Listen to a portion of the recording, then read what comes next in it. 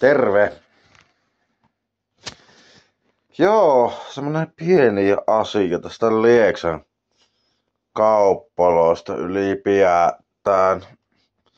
Varsinkin tämä Tokmanni, mikä täällä on ylipäätään täällä Lieksassa. Niin. Yritin tänne etsiä housuja. Niin kuin normaali työhousuja. No, pitäis olla hyllyssä, eipä ole. No, MSN:ltä tilaa netistä. Enpä tilaa, kun ois pitänyt olla. Sitten katsoin lenkkareita. Ei maadakaan. Lenkkareita oli. Mutta kun joka ikinen lenkkari oli 4.1 ja 4.2. Ja tämmönen mies kun tarvii, niin pitäisi olla 4.4 tai 4.5.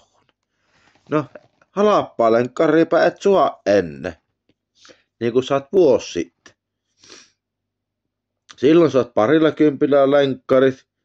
Ei, nyt maksat jo kalliimman hinnan niistä lenkkarista. Parhaimmalla oli 200 euroa lenkkarista, mutta jumalauta minä en noin kalliita kenkiä osta. Ennen liimos sikapossulla entisen kengän kunto. No, en ostanut lenkkareita. Sikapossulla liimasin. Mutta kun ei housuja, ei paitoja, suopia ja kaikkea muuta ja sukkia.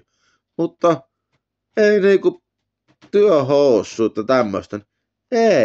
Ei niitä suo. Tai saahan niitä, kun mennään eri liikkeessä ja maksaa isomman rahan. Niin kyllä niitä sitten suopi. Mutta niinku tämmönen halpakappa Tokmanni, niin ei.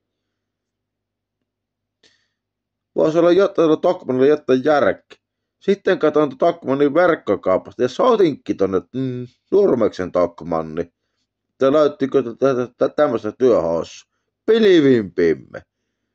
Ajaa 60 kilometriä sinne kauppaan. En ajanut. Kun ei ollut tarvita lähteä Nurmeksi. Jos tämmönen minun oikeastaan niinku kelju tai tämmönen kauppa, että olevinneista tavaraa pitäisi olla, mutta sitä ei ole. Tokmanni on mennyt niinku työvaatteet ja kaikki, niin ei sillä ole mitään ennen kunnollista. Ennen oli, nyt ei. Ei halppaa lenkkari ollenkaan minkäännäköistä. Osta kallista lenkkari. En osta. Liimasin sikapossulla. Ostin sikapossua ja liimasin sen pohjan kiinni. Saapi kelevata. Ei mulla muuta.